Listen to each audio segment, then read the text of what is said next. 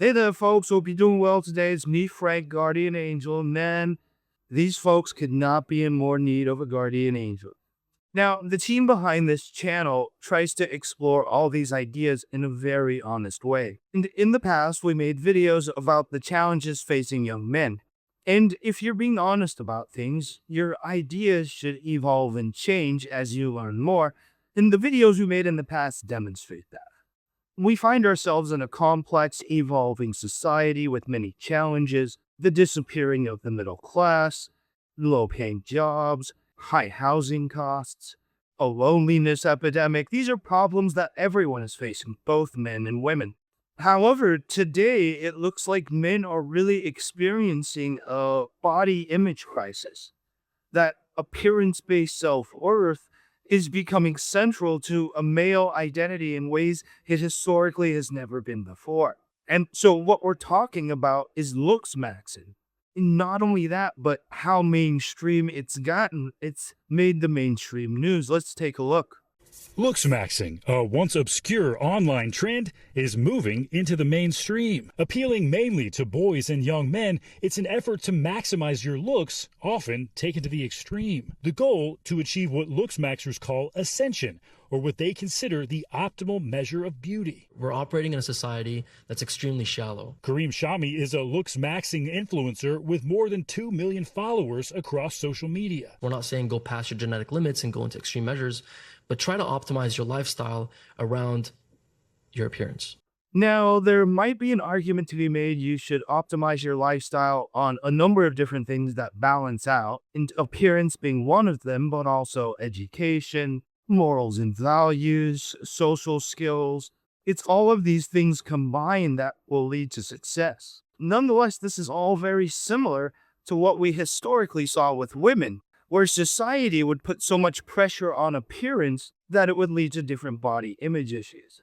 And so these are similar when we start looking at both are tied to physical appearance around external validation, and bodies are framed as these kind of improvable commodities. You could really see the parallels, but there's also other parallels that are negative, right? You have to remember that this insecurity for women has been monetized by beauty industries for a very long time, and we're seeing it happen now to men. But regardless, if you're a man or a woman with these body image issues, it can often lead to mental health outcomes of either anxiety or dysmorphia, or even just social withdrawal.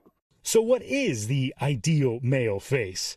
Controversial LOOKSMAXXer Clavicular says he has an idea. The most attractive man in the world, I would say that in terms of, harmony percentage, it's like a very objective thing. This is not really based on like an opinion of mine.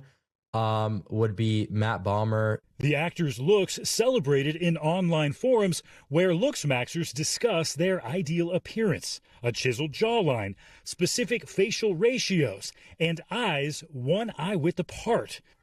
And so now enter Clavicular.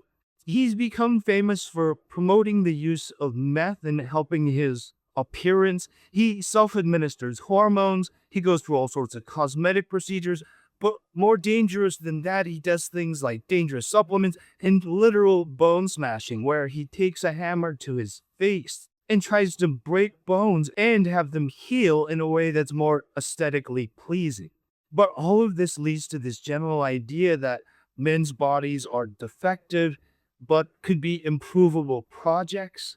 And it's a great way of skirting accountability, right? Where you're treating social failure, dating or friendships or career, as biologically predetermined.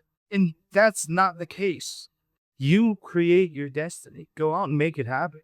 Okay, so here in this image, we can see that what they're trying to do is turn attractiveness into a measurable stat, where they're treating facial symmetry, jaw angle, tilt, all of these things as successful metrics.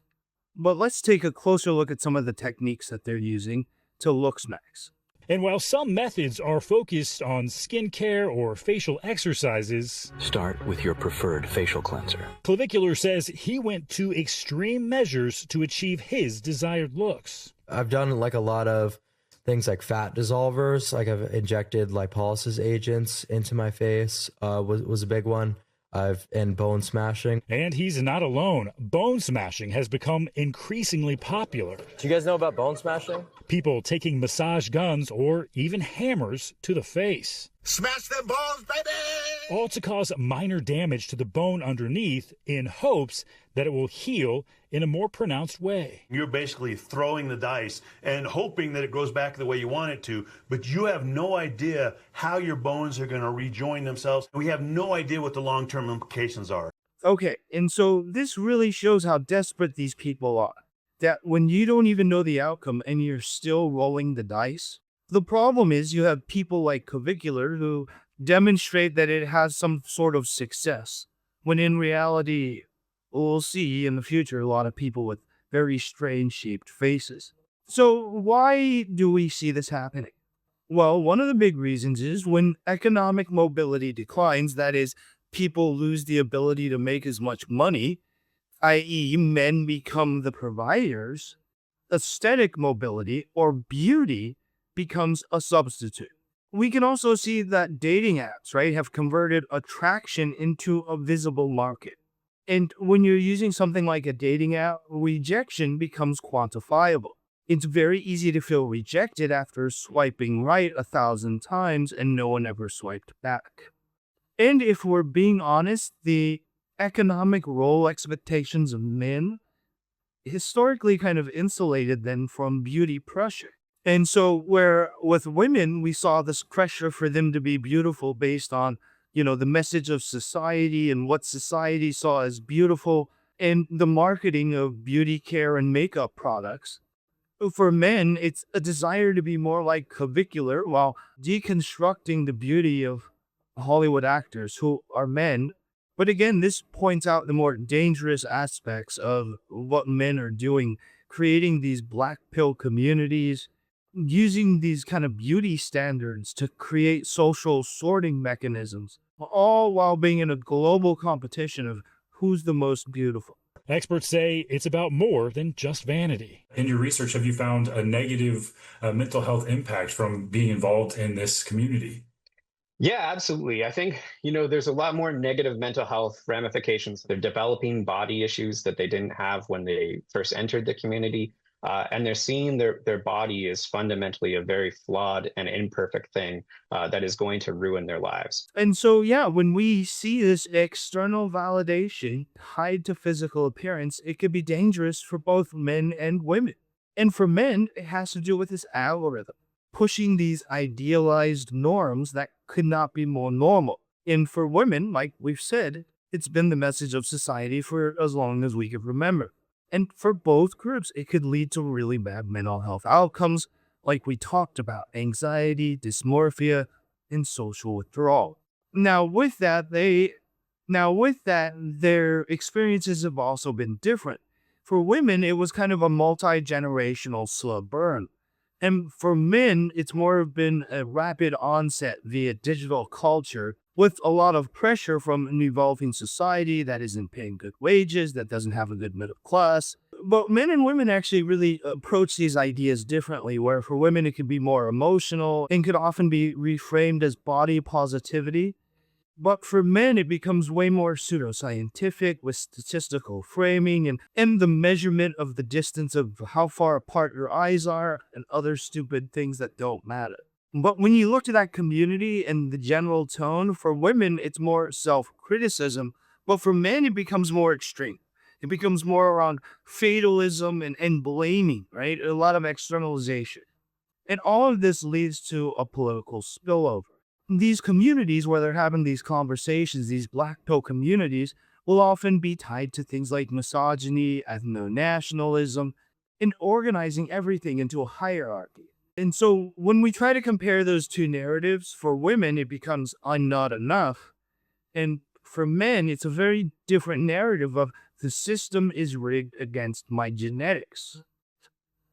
And looksmaxing is popular in online forums that often perpetuate dangerous concepts like misogyny, nationalism, even racism. Race absolutely influences how these men are judging attractiveness. So every man of color is recommended to improve his attractiveness by making himself appear more white. And so there we see it. It couldn't be more clear. We really find ourselves in a moment where everyone really desires to be white. And here's a really good example of this. This is a clip from Sneeko, who's tied to the white nationalist movement, yet he's Filipino and Haitian, talking about Myron Gaines, a black guy from a Muslim country who could not be more thirsty to be white.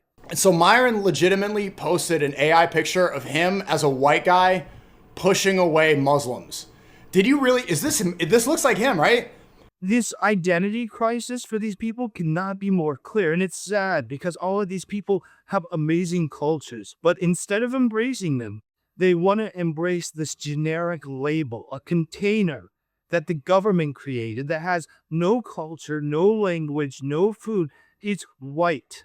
But despite the controversy, the industry surrounding LOOKSMAXXING is growing, with websites dedicated to selling supplements and products. If you were talking to a parent of a 16-year-old who's worried about this trend, what would you tell them? Putting in the emphasis that they deserve to be loved no matter how they look, I think, is probably the most important thing. And so there we can see the grift. The supplements, the beauty products, they are exploiting this insecurity. And this guy is exactly right. It's about understanding that beauty is in the eye of the beholder. And the best way to communicate these ideas is to take someone to a flower patch with many different flowers and to ask them to pick out their favorite, most beautiful flower. And then explain to them a lot of different people are going to pick out different flowers. And that doesn't mean that the flower they picked out is less beautiful. It means that all the flowers are beautiful and that different people see beauty in different ways. And beauty is not objective, but subjective. And now I know all of these doomers are going to be like, well, what about all the Chads? Listen, go outside of your house. You're going to see a bunch of women holding hands with guys that aren't Chads. How did they get there? They did by being a person someone wanted to be with. They did by developing passions and skills, becoming an interesting person, developing communication skills, being someone that someone wants to be around. It's not about doing that for other people. It's about doing it for yourself. It's about loving yourself, developing skills that make your life better, and including people in your life that lift yourself and them up. People, especially young men, trying to look their best. I mean, this has been around for decades, right? What's different now? Is it the social media aspect of it, and it's just going to extremes because of social media? Yeah, it really seems like it. An expert we talked to for this piece was saying that it's really the online community of LOOKSMAXXING. They have their own terminology, their own language in a way, and they have their own rating scale for rating each other's faces. It really is their own subculture that they've created. It's not just trying to look your best. It goes beyond that in a way with a bit of their own cultural spin. What we're watching isn't entirely new. It's just redistributed. For decades, we told women that their value lived in the mirror, that their future, their love, their happiness, their safety might depend on how closely they could approximate an ever-shifting aesthetic ideal. And over time, we saw an entire economy formed around that insecurity, one that could diagnose flaws you didn't know you had and sell you the solution 5 minutes later. Now, we see that young men are being handed the same mirror, but this time it comes with metrics, ratios, rankings, algorithms, a feed that doesn't just show you who's beautiful, but tells you exactly why you're not, and more importantly, what it will cost to fix it. So, in a world where traditional paths to identity, things like stable work, community, purpose, feel increasingly out of reach, appearance becomes something you can still control, something you could optimize, something you could grind, or smash with a hammer over and over. And the body becomes your resume, the jawline becomes a credential, the face becomes a performance review. Not because men suddenly became vain, but instead because in an economy that increasingly struggles to offer meaning, it has become very good at selling substitutes. And so when self-worth becomes something you're expected to engineer alone, with the help of a few supplements, a content creator, and maybe a hammer, it's worth asking whether the problem was ever your face to begin with. Crack the dawn.